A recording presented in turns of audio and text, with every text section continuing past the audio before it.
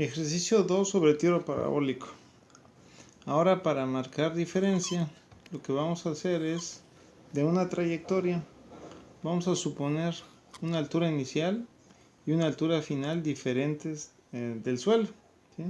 Fijando la altura inicial como 12 centímetros y la altura final a 45 centímetros. Otro dato que vamos a dar ahora es de origen, ¿cuál es esta velocidad a la cual fue lanzada el proyectil? En este caso vamos a fijarla como 12 metros por segundo. Y vamos a suponer que el ángulo al que fue lanzado es de 38 grados. Entonces, a partir de esa información, igual calcular todas las variables involucradas en este experimento. Entonces, como ya tenemos tanto la velocidad inicial y de su dirección, podemos calcular fácilmente las componentes de este lanzamiento, que se dan a partir de la velocidad inicial para el caso de x, coseno de ese ángulo, y para el caso de y, velocidad inicial, pero ahora es seno del ángulo. Entonces, para el primer caso, la velocidad inicial es 12 metros por segundo, coseno de 38 grados. Y esto nos da 9.4561 metros sobre segundo. Igual para este caso lo mismo, 12, pero ahora es por seno de 38 grados, 38, lo cual nos da una magnitud de 7.3879 metros sobre segundo. Con esta información entonces podemos emplearla para calcular lo que es el tiempo final de lanzamiento. Una forma de calcularlo es a partir de las alturas. Sabemos que la altura de la caída son 45 centímetros, que se puede fijar en 0.45 metros. La altura de lanzamiento es 0.12 centímetros, más la velocidad inicial en Y, que en este caso encontramos como 7.3879. Voy a redondear a 7.39, ¿sale? Por el tiempo que tarda en alcanzar ese punto. No lo conocemos. Menos 4.905, que es un medio de la gravedad por ese tiempo final al cuadrado. Entonces, acá lo que tenemos que hacer es agrupar términos. Es decir, este está sumando, pasaría restando. Nos quedaría 0.12 menos 0.45, es decir, 0.33. Más 7.39 TF menos 4.905 TF al cuadrado. Y aquí tenemos el caso de un trinomio de segundo grado.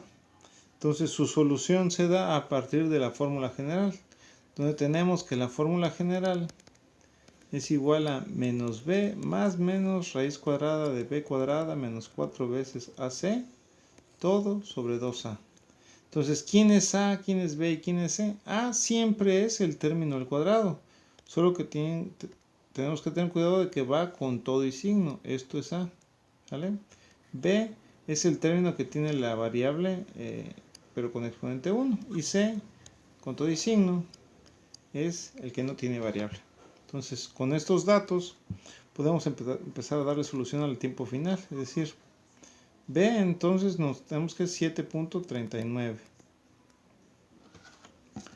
Más menos raíz de 7.39 al cuadrado menos 4 veces a que vale menos 4.905 y c que vale menos 0.33. Todo esto en raíz cuadrada. Y todo sobre 2 veces a, donde a es menos 4.905. Entonces, seguimos resolviendo. 7.39 más menos raíz 7.39 al cuadrado nos da 54.58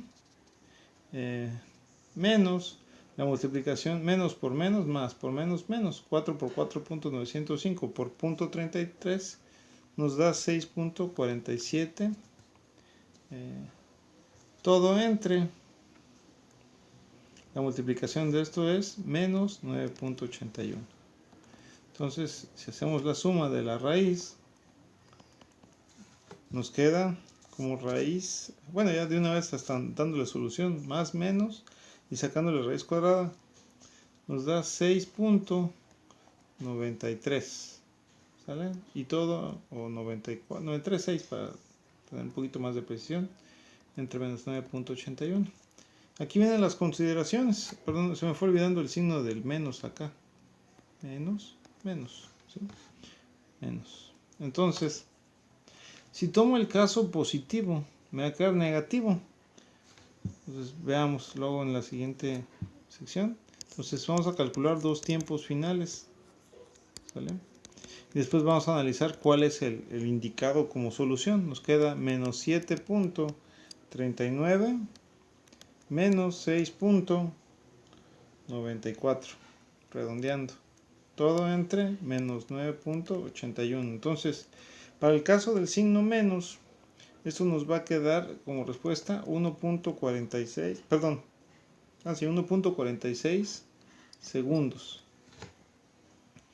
Para el caso del signo más, es decir, 7.39 más 6.94 entre menos 9.81, esto nos va a dar 0.046 segundos. Entonces, ¿cuál es la respuesta correcta? Recuerden que el lanzamiento se hace a 12 centímetros y cae en un objeto más alto. Entonces, lo que estamos calculando es este tiempo, ¿sí?, que tarda toda la trayectoria. Pero si nos fijamos, al llegar a la misma altura del cual tengo el otro objeto, por eso tengo dos resultados positivos. Entonces, por obvias razones, esta parte de acá es el tiempo más corto, ¿sí? Y todo el tiempo, toda la trayectoria me da el 1.46 segundos. Entonces, el que voy a tomar como tiempo final es el 1.46 segundos. Con ese dato, y si me voy hacia la velocidad final en y, tenemos que la velocidad inicial que habíamos calculado es de 7.39 menos la gravedad, que es 9.81, por ese tiempo que acabamos de encontrar como 1.46. Entonces,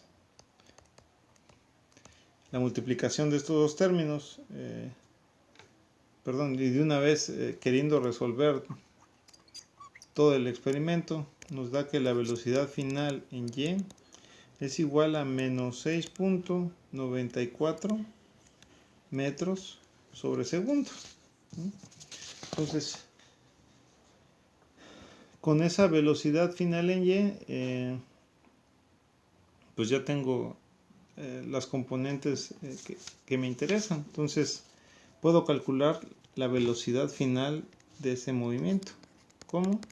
Tomando en cuenta que la velocidad inicial en x es la misma que la velocidad final en x, es decir, 9.46 al cuadrado más 6.94 al cuadrado.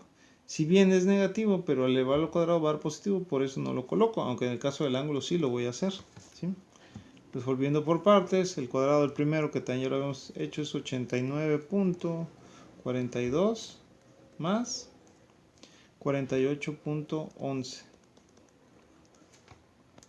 La suma de esos dos términos me da una raíz de 137.52 y danos un total para la velocidad final de 11.73 metros sobre segundo, ¿sí?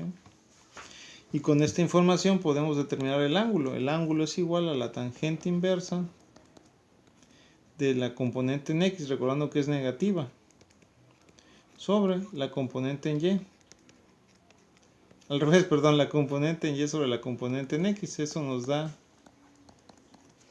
de una vez un resultado total, haciendo todo el cálculo, de 36.26 grados. Entonces ya tenemos el ángulo de lanzamiento y la velocidad que lleva justo antes de golpear el suelo. Con esa información ya podemos determinar también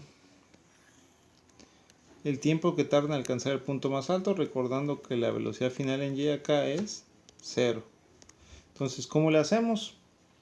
Suponemos 0 es igual a la velocidad inicial en y, que ya dijimos que es 7.39, menos la gravedad por ese tiempo máximo. Entonces, al despejar Tm, nos queda la división de 7.39 entre 9.81, dándonos un total de 0.7531 segundos. ¿Sí? Entonces, si este dato lo sustituimos para calcular la altura máxima, tenemos que la altura inicial es 0.12 metros, ¿sí? Son los 12 centímetros, más la velocidad inicial en y, que es 7.39, por el tiempo que tarda en alcanzar ese punto, 0.75, menos un medio de la gravedad por ese tiempo al cuadrado. Esto nos da el primer término como 5.56 y el segundo término como 2.78. Y si hacemos la suma de todos estos términos, encontramos como 2.9 metros. Esa es la altura que tiene este punto sobre el suelo. Y con esos datos, de igual manera, acabamos de encontrar todo el movimiento que se da en este lanzamiento.